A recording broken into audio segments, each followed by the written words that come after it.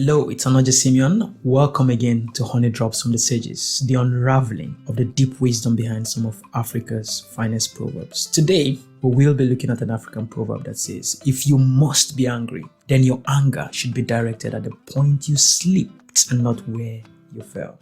Now, I believe this proverb was created to force us out of that convenient place of blaming other people for our problems and challenges. And when I say convenient place, I'm talking about the relief that comes with shifting the responsibility or guilt to someone else when things go wrong. One perfect example I can think about is the biblical story of the fall of man, where while responding to God's question, Adam said, "The woman you put here with me, she gave me the fruit from the tree and I ate." And when God turned to the woman for her version, she said, "The serpent deceived me and I ate."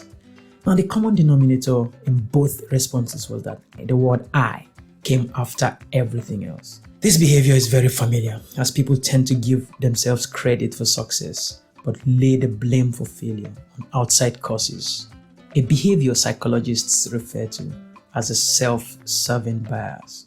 It's not a surprise that we often choose the easy way out because, in all fairness, looking around for the point you slipped would require some effort and sense of responsibility. So it's easy to just take the easy way out. In the words of Dwight D. Eisenhower, the search for a scapegoat is the easiest of all hunting expeditions. Another example I find particularly troubling is when people, including leaders, blame the colonial masters for the underdevelopment of a country like Nigeria, which is supposed to have been independent for over 50 years. I hear people argue and say the Brits left a system that was designed to fail. And I often tell them that the key word here is left. Left. If someone leaves you with a system for over 50 years and you are not able to fix it, then who is to blame? Whatever the problem might be, who do you think is to blame? It is while referring to this issue that the Ghanaian president Akufo-Addo said, "We have run out of excuse for failing to provide a dignified life for the mass of our people." And I feel that's how all leaders, African leaders and Africans, should be thinking. If after 50 years we cannot fix any problem that the Brits left, then we should be questioning ourselves. Now, the problem with this habit of blaming others is that it comes with several consequences. One, it impedes true growth and empowerment. It stops you from genuinely reflecting on your true self and making necessary adjustments, because every time you shift blame, you also shift an opportunity for self-evaluation, adjustment, and by extension, growth. So it moves you from the driver's seat to the passenger seat, and even in some cases, it moves you into the boot. Because by blaming someone else, what you're doing is programming or reprogramming your mind, depending on the case, to believe that you are not in charge. And then finally, it is an off-putting behavior. Nobody enjoys the company of someone who seizes every opportunity to blame them for everything that goes wrong.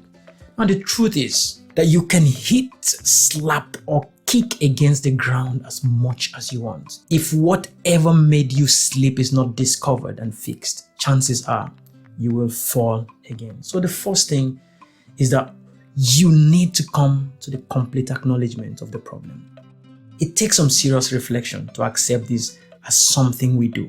Secondly, one must take responsibility, and it looks like nature has been screaming to this fact since the very beginning, because every time you point a finger at someone, at least 3 other fingers would point back at you. And what this simply is saying is that the outcomes we generate are at least 60% dependent on us. Finally, you must build compassion for yourself and for others. Most times people find it difficult to blame themselves because society and their previous experience tends to associate failure or certain mistakes to some form of weakness. You must learn to forgive your own mistakes as human and accept your true nature. You must also learn to put yourself in other people's shoes sometimes. Thank you very much for watching this video. Please don't forget to subscribe and click on the notification bell, because I'm sure you got some value out of this and you wouldn't want to miss our next quest into the wise world of African proverbs.